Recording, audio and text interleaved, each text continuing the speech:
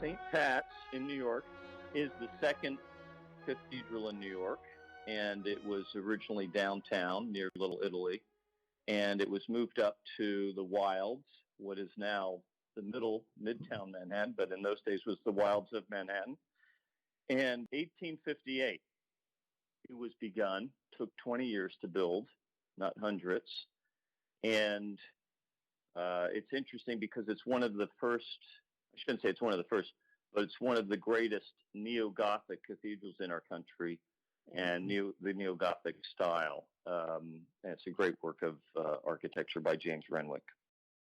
He is known for neo-Gothic buildings. People might know in Washington, D.C., the first public museum of science, the Smithsonian. He built the original Smithsonian building, and he started his career around 25 years old, and he did the cathedral at St. Pat's when he was 38, which is really amazing. It's his greatest work, and he started it when he was 38 years old and did an amazing job. I think the first thing is to think about is how it sits in the city. The two spires are 330 feet tall. That's huge. That's like a 30-foot office building. And, of course, when they were built, they were the tallest thing around. Today, they're not because it's Manhattan, but they still hold their own. So I think the exterior, start with that. You'll notice it's made out of marble. It's actually made out of 4 different types of marble. And you will notice that because of the recent beautiful cleaning job, you'll actually notice different colors of white marble on it. And I think that, it was hard to get all the marble, and they built it over 20 years. And so they had to purchase marble from near New York, Massachusetts, Maryland. And but really, the exterior is full of Gothic filigree, very detailed carving, rose window, tracery, which is the detail work in the windows.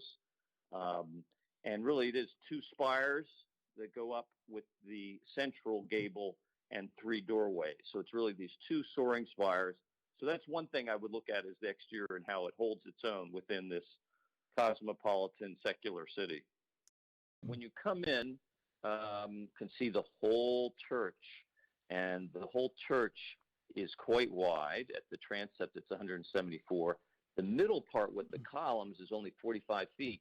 And it's 45 feet wide and 105 feet tall. So it's more than 2 times as tall. And that is one of the basic keys to sacred architecture, but especially to the Gothic. The Gothic, unlike other styles, wants to be at least 2 times the width of the middle nave. We call it the central nave or the central aisle. So that's 45 feet, and the ceiling is 105 feet. That's key. And so that's the start. It's got to have that transcendent proportion, and then you'll see this amazing ceiling, and you'll see the 75 stained glass windows or more with light coming in from above, and, of course, imagery in the stained glass. What's interesting, and you see this in American cathedrals, there are stories in the stained glass that relate to the history of Catholicism in America, with the bishops, with the popes, making New York a diocese and then an archdiocese. And there are the stained glass is added over time and with different artists or different companies, and actually quite a variety of stained glass styles. So if you wanted to, say, go to a building and see different styles of stained glass in one building and decide what you like, you could go in there. And some are very graphic. Some are very cartoon-like, not in a negative sense, but very clear. Others are more medieval and with smaller figures. So it is inspiring stained glass. It is a marble building. On the exterior, you could say it's with a brick structure. It's not solid marble. There's a lot of thick marble, but there's a lot of brick in there. And then the inside is a combination of marble or stone and plaster. And my understanding is kind of running out of money. They've got to build this amazing cathedral. And unlike most of the Gothic cathedrals in Europe, the ceilings are all made out of plaster. And that was a money-saving thing, and it was done after the Civil War. And and of course it's hard to build a stone ceiling.